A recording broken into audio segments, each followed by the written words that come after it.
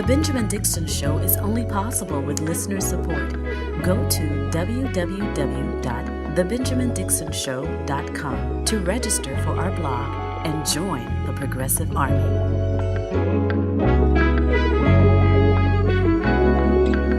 Today is Friday, August 21st, 2020. Thanks so much for joining me. I want to begin with a discussion about the dangers that Donald Trump actually poses to this country. I know that's not a unique conversation, and it's something I've talked about on a regular basis. But there's a clip from Fox News that I want to play where the president of the United States last night on Sean Hannity's program made it clear that he has every intention of intimidating voters, of using the full force of the federal government to intimidate voters as a means of preventing voter fraud, which I think there's a study that shows that there's literally you have more likelihood of getting struck by lightning than you do finding a case of voter fraud. And voter fraud has always been, and we're not talking about voter suppression. We're not talking about disenfranchisement. We're talking about the idea that the wrong kind of people are going to be voting. I want to play this clip for you, and then I want to encapsulate that conversation in the broader conversation about vote shaming and who's voting for who and why. All right, let's take a look at this clip.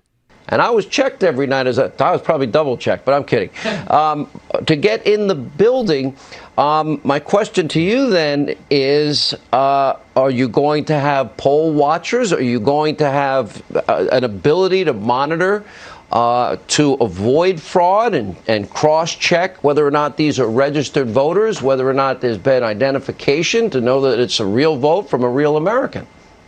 We're going to have everything. We're going to have sheriffs, and we're going to have law enforcement, and we're going to have, hopefully, U.S. attorneys, and we're going to have everybody and attorney generals. But it's very hard. I mean, you have some of these states sending them out, like Nevada, where they don't even have to check the signatures, so anybody can sign it. New Jersey just sent it out where the governor, as I understand it, just signed an executive order. Didn't even go through the legislature to get it done. And nobody's ever heard of anything like this. So they're going to be sending out 51 million ballots to people. They have no idea why it's coming, who it's going to. Unfortunately, they may have a very good idea, the people sending them. They may send them to all Democrat areas, not to Republican areas, as an example. Could be the other way, too, but I doubt it. So it's a very serious problem. And, you know, the other thing, a lot of times you don't even have to send it back until after the election. So on November 3rd, the evening, like we're used to sitting home and hearing Trump won the election, what a great thing. And you saw how happy Hillary's people were. They were thrilled when I won. You saw that. That's it. All right. Anyway, the last part of it is completely irrelevant. The first part is the most critical part, where he says he's going to send sheriffs. He's going to send attorneys. He's sending people there, and underneath the auspices of avoiding or preventing voter fraud, which if you actually look at the cases of voter fraud that they have found, they have been more Republicans found guilty of voter fraud than anyone else. But they're doing this, calling it and describing it as something to maintain the integrity of the voting process. But in reality, it is 100% about voter intimidation. They're trying to make sure that there are people at the polls who can intimidate voters. And that's against the law. Now, obviously, the legality of it is immaterial because Donald Trump has been constantly engaging in illegal activities. Right. But we cannot ignore the fact of the illegality of this, of what he's trying to do. Right. I think it's important. Sometimes we say, oh, it doesn't matter if it's illegal because he's just going to do what he wants to do. Yeah, but we still should not dismiss the fact that it's illegal. 18 U.S. Code 594, intimidation of voters. It says whoever intimidates, threatens, coerces, or attempts to intimidate, threaten, or coerce any other person for the purposes of interfering with the right of such other person to vote or to vote as he may choose, or causing such other person to vote for or not to vote for any candidate for Senate, member of the House of Representatives, delegate from District of Columbia, resident commissioner, or any election held solely or in part for the purposes of electing such candidate shall be fined under this title or imprisoned no more than a year or both. So the legality of it is it's obviously illegal that won't stop Donald Trump from trying, which is his number. In addition to what he's doing with the post office, they are doing their very best to ensure that they can squeak out a victory in November. It's not that Donald Trump is so hated that it's a guaranteed loss. I want to make sure that we understand that it's not a guaranteed loss for Donald Trump. Some people think that it's a shoo-in. It's not. It's not a shoo-in for Joe Biden to win. There's enough Americans who love what Donald Trump is doing that if Donald Trump can just shave off 1 point from what he's doing with the post office or 1 point from what he's doing with voter intimidation, that may be all he needs to win. And it goes back to the conversation that we talked about yesterday in terms of, can you vote fascism out? We don't know. We're sure as hell going to try in November, because if imagine what he's doing now. If he's doing this now with zero regard for the Constitution, zero regard for our rights, what do you think he's going to do with a second term? I think there's a level of fatalism that's involved with people who say, well, you can't vote fascism out. Well, what are you going to do? Are you going to fight it out? Are you going to fight? And I oftentimes find people who say that probably are not the ones who would get in the street and actually do fighting. I'm not talking about getting in the streets protesting. I'm saying getting in the streets and literally fighting to remove fascism from power. Because it's not as if Donald Trump is going to sit here and all of a sudden start respecting our rights in a second term. Even more precisely, do you think he's not going to accelerate the infringement of our rights? The secret police that he put on the streets in Portland, do you think he's not going to go even further? I wonder if people don't take his threat seriously. When a person tells me they're going to do something and the person tells me they have the intention of violating the Constitution, staying in office indefinitely for the rest of his life, this is what Donald Trump is constantly saying. I don't take that as a joke. I take that dead ass. I take that very, very seriously. And so it's not, to me, let me say it like this. Because I take things so seriously, I am not one who's just going to casually joke about, oh, we can't remove fascism with voting, because the answer is violence. And because I am a deadly serious person, I'm not going to casually joke about violence. I'm not going to casually just sit back and not even try. Forget the joking side of it. To not even try to remove this fascist using first the tool of voting. I mean, seriously, can I say that one more time? I didn't even talk about what I wanted to talk about, but to not even try to remove this fascist through voting first. I'm not saying that you sit and wait to vote for him, to vote him out every 4 years. We don't do anything. We don't do anything until it's election day.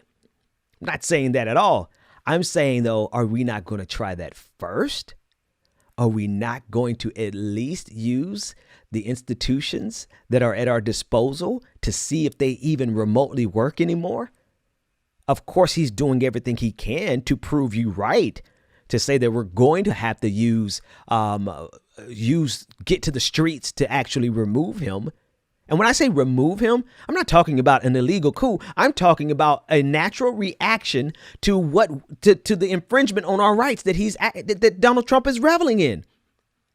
I mean, this is critical, because I think some people misunderstood me on Twitter last night. Not that I care that you misunderstand me, but I would prefer that you hear me clearly. This has nothing to do with Joe Biden for me. I actually rather cannot stand Joe Biden. I definitely have a deeply seated hatred for the Democratic establishment for putting us in this predicament. But this has everything to do with the fact that Donald Trump has shown that he is more than happy to violate every single one of our rights, all of us collectively, and you individually. He will target you individually if he just feels like doing it that day. And not only target you for harassment, but target you to be kidnapped off the streets. He has said it very clearly. He has done it. He has shown that he will do it again. And while I have a deep deep hatred for the Democratic establishment, and I literally cannot wait till nature runs its course and most of them are gone and replaced by a whole new generation of people who are far more radical than them. At the same time, I'll be damned if we don't use this institution of voting first to try to get rid of this fascist. And if it fails, and we just have to go to some other solutions.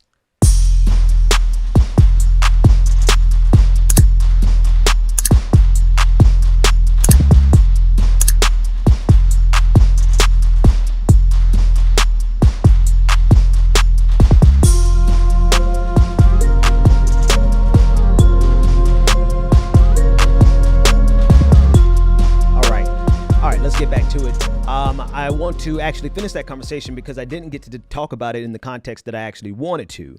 I wanted to speak about this in context of voter shaming. Now, I've done it. I feel like I have a different responsibility than you, the listener, in that I have a platform, especially on Twitter. My Twitter platform is far bigger than my podcasting platform, but we're going to work on those numbers. I feel like my responsibility is to not use my platform to beat up on anybody about who they're voting for, mainly because I already know how this game works. I know that once you make up your mind, you make up your mind. But I do expect the same courtesy in return. And the reason I'm saying this is because I do prioritize getting rid of Trump. And I don't think anyone is more keenly aware of how disgusting this moment is in history. Like the the essence of the decision. Wow, I've got that book. Has nothing to do with electoral politics. Has everything to do with the Cuban Missile Crisis. But I digress. Shout out to anyone in international relations. But the essence of this decision is repugnant to me.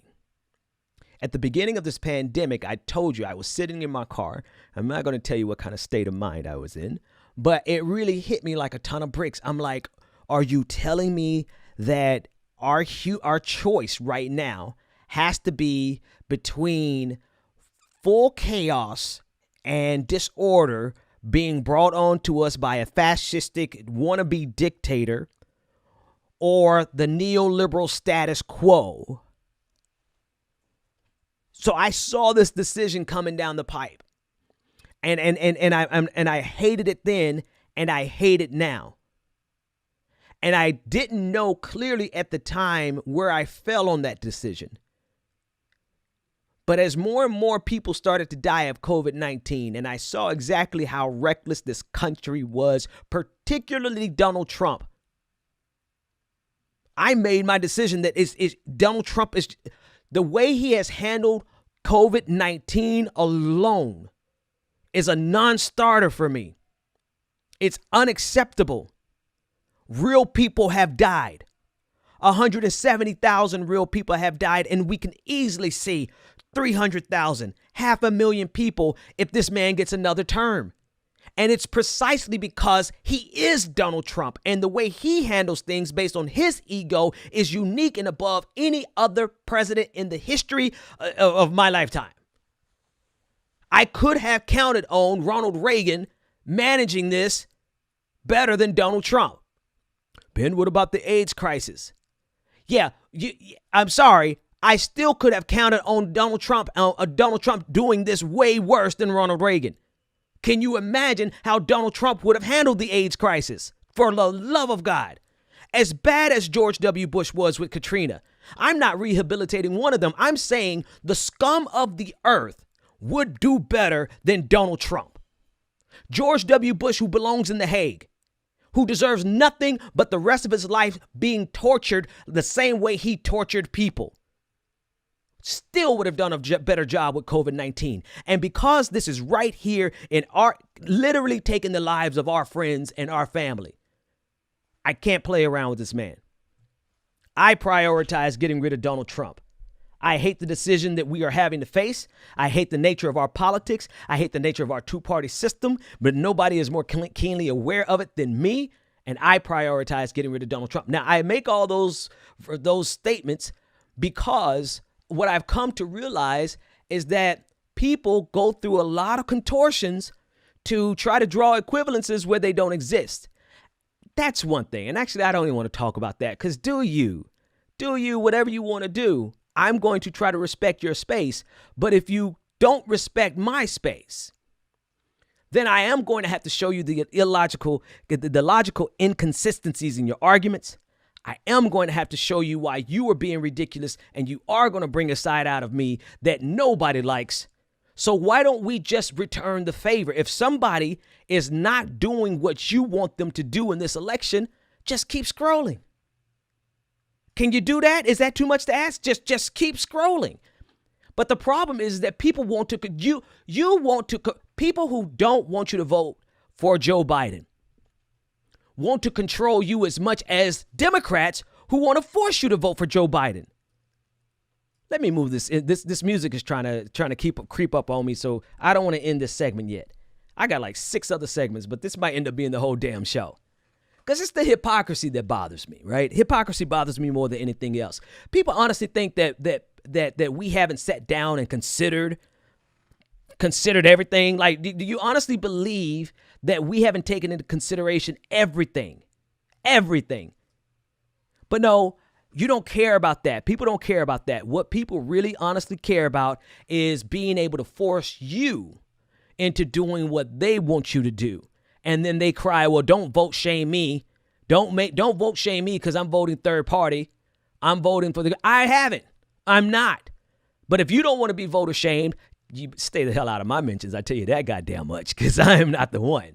I am as ignorant online as I am in person. And I try to extend grace to people so that you can live your truth. Here's my truth. The way Donald Trump is causing deaths, the number of people I scroll down my timeline and see they've died. They are dead and they are not coming back. I can't play around with that. The number of time, the way Donald Trump is cozying up to QAnon, that is like a religious zealot, unbelievably unhinged cult. And Donald Trump is playing with fire. It's absolutely non-negotiable for me. And I have yet to use my platform to try to dictate to you who you should vote for. But if you're going to be disingenuous and attempt to shame somebody in a way that you don't want to be shamed, y'all going to make me act like a real ass in here.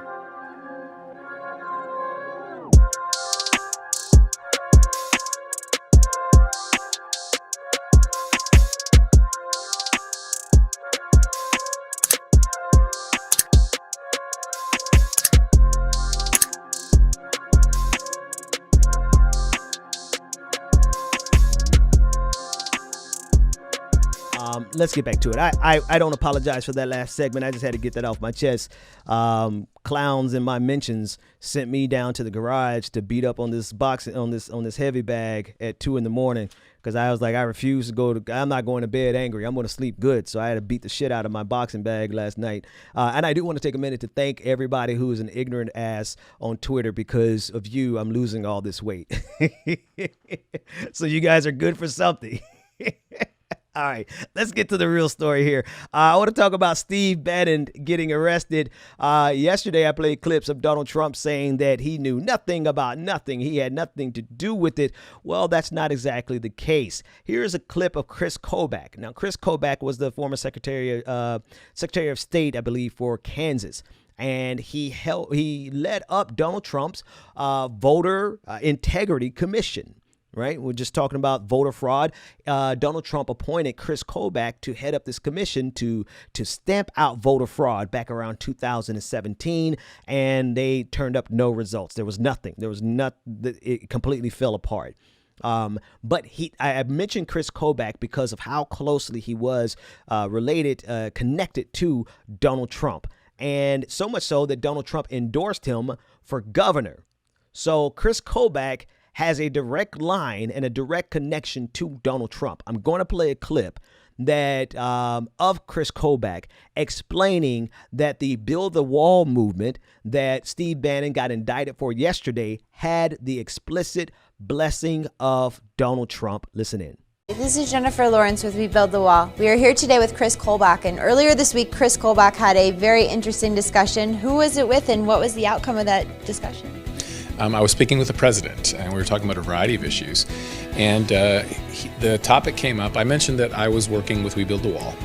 And he said, "Will you tell the people you are working with that this project has my blessing?" And he went further, and he said, "I want the media to know that this project has my blessing." He was really making a point that he was behind this. And there it is. Now, this, whether or not this has any legal significance is neither here nor there at this point, because that's totally up to the prosecutors and whatever other evidence they have. But Donald Trump yesterday was saying that he did not know anything about this. And that even more than that, he said the little bit that I did know about it, he didn't approve of. That was the critical point. He said he didn't approve of it. Well, here's Chris Kobach, who Donald Trump liked so much that he gave him this glowing endorsement back in August of 2018. This is what he said on Twitter, quote, "Chris Kobach, a strong and early supporter of mine, is running for governor of the great state of Kansas. He is a fantastic guy who loves the state and our country. He will be a great governor and has my full and total endorsement. Strong on crime, border and military. Vote Tuesday." So this is his boy. And so there's no question about whether or not he had this conversation with Chris Kobach. Now, mind you, Chris Kobach could just be lying, but I don't think he would ruin or risk that relationship that he had with the president of the United States. So the president of the United States absolutely knew about this scam. Now, knowing about it is not a crime. However, I mean, since he lied about knowing about it, it does beg the question, what else is he lying about? Does it matter in the grand scheme of things of a person who lies every single day? No, but I do think it's worthwhile noting the total criminality of the sitting president. Go to www.patreon.com/The BPD Show and get twice the content and unfiltered interviews without any of the commercial interruptions. Here we go. At this part of every single episode, I'd like to take a minute to thank the people who make the show possible, our patrons. Very special welcome to Chelsea Walsh. Thank you for becoming a patron. Alexandra Westbridge. Thank you for becoming a patron. Kiko Omar White JD. I see you. Thank you for becoming a patron. Wait a minute now. Bop your head. Very special welcome to Rachel Rosenberg. Thank you for becoming a patron. And Mike Kohut. Thank you so much for becoming a patron. You too can become a part of this prestigious and prodigious patron family by going to patreon.com/The BPD Show, where you get twice the content, uncut, unfiltered interviews, none of the commercial interruptions, and you give me the ability to speak power into the powerless, whether the powerful like it or not. You heard me?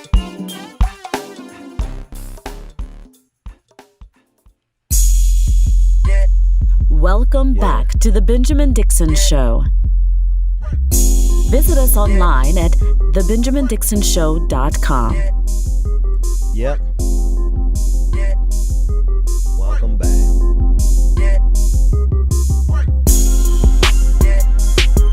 Okay. Let's get into this next clip. I do want to just take a moment and pat myself on the back, because there was such a time in my podcasting past when I would take the entire half hour or hour to settle grudges.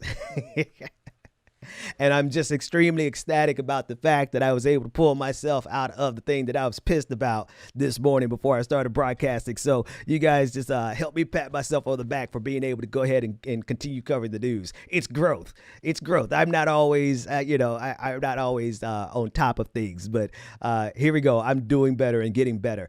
Let's talk about something else that has pissed me off. Rand Paul. Here's a clip of Rand Paul explaining why he does not want the government to help you in the middle of this recession and the pandemic. He is literally saying that it's necessary for you to continue suffering. I shit you not. If you give people money and you make it less painful to be in a recession, we can stay in a recession longer. The recession is created by the government. The government shut the economy. So all of these governors, Democrat and Republican, will not have an incentive to open the economy if you soften the amount of suffering that they've created. These are the type of sociopaths that we have leading this country. This man literally is saying that we need to ensure that people continue suffering so that we can get out of the recession. And he's building that sociopathic argument on some really ridiculous logic. illogical arguments. He's saying that the government shut down the economy. No, you dumb, fatuous tool. COVID-19 shut down the economy. People dying shut down the economy.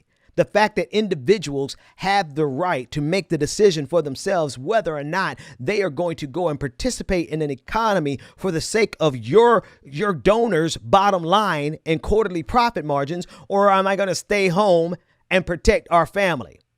That's what people are deciding. And so that inevitably was going to end. That inevitably was going to hurt the economy, but it was people driven as a response to COVID-19. So ultimately, the reason the economy is in the state it is in is not because the government shut it down. The government could let these businesses be open, but people would not come out. You know who would show up? Employees who need money. And then those employees become vulnerable to COVID and susceptible to COVID-19. These are the sociopaths who are leading us. We are led by people who literally do not care if you die and literally do not care if you suffer, even though they have the ability to alleviate some of that suffering.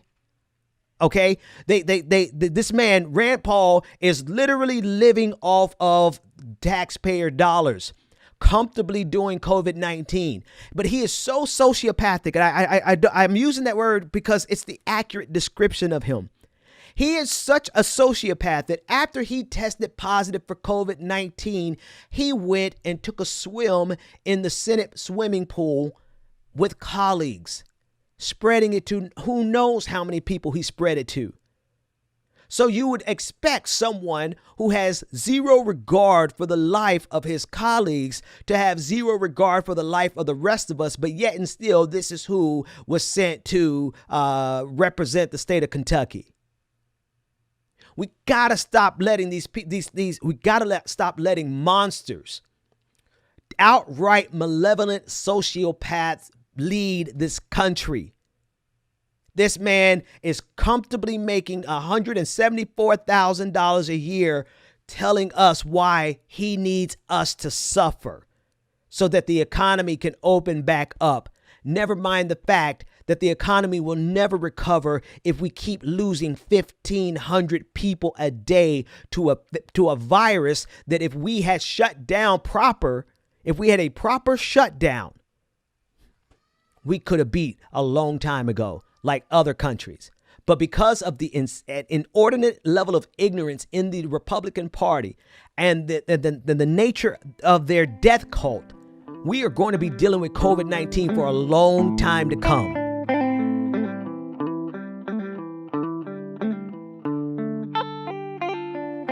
Yeah. All right, I want to shift gears and I want to trash somebody else. This isn't a personal grudge, but it might be a little bit personal. But there's this guy named Marcos